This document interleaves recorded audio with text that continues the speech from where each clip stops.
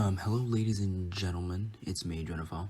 Um, Back at it again with another video, and we've got a somewhat interesting and questionable and yet very sad story today. And it's about the Farmington University. And the Farmington University was a fake university set up in 2015 in Michigan by ICE or ICE. For those of you that don't know, that's the United States Immigration and Customs Enforcement. Apparently, this was done to expose visa fraud in the US. This operation was allegedly dubbed Paper Chase. Not that funny, to be honest. And it was also monitored by the Department of Homeland Security in America. Also, over 600 people were apparently caught, and quite a number of them are facing or have faced deportation for visa violations in the US. This operation began to go public sometime in the beginning of this year, and I only caught wind of it right now when I was randomly browsing the web for something to make a video on. And I also would just think it's plain tragic, to be honest with you. Wikipedia states that apparently 8 recruiters of Indian nationality were caught on the grounds of visa fraud and harboring aliens. I believe aliens here refers to non-US nationals for profit, and that 130 students were arrested for visa fraud as of February 2019. This number has been or was updated to 161 students in March, I believe. Now, the prosecutors stated that students would only enroll into the Farmington University for only one reason, and that was to lengthen their residency in the United States, which I personally don't believe that's true, despite of them being aware that no progress was being made academically by attending this school. Some people have said that the university was actually listed as a legitimate school on a government website. And based off of that information alone, I can confidently say that even people with legitimate visas would have enrolled there too. And I also believe that it kind of works like this, that if you're enrolled to a accredited university that's allowed to enroll like international students, those students like get some kind of special kind of visa, but then the moment that school maybe loses its accreditation or something, those students no longer have the permission to stay in the US. I think it works like that. I'm not sure. I'm not American. But like for a little while, let's just rewind a little bit. Like, remember how Wikipedia said that the recruiters were Indian?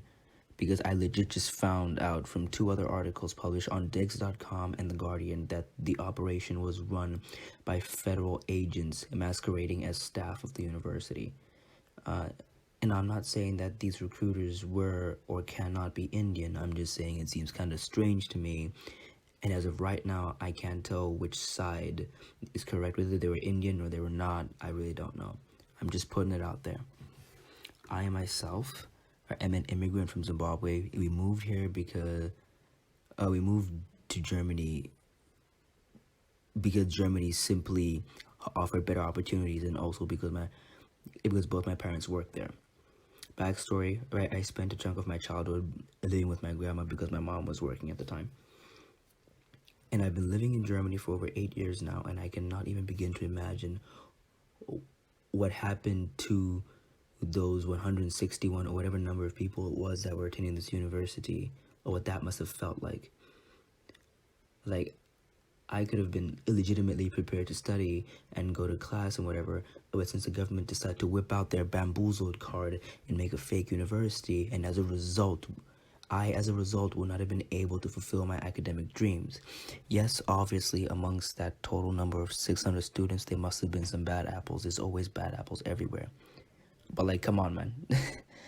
Even a professor of law, like at the University of Detroit, his name is Amir Zah, I'm not sure if I'm saying his name right, said that the students weren't people trying to leech off the system in place, you know? I, just because they were fooled or tricked into going to school, it does not actually mean that, you know, they're trying to lead something.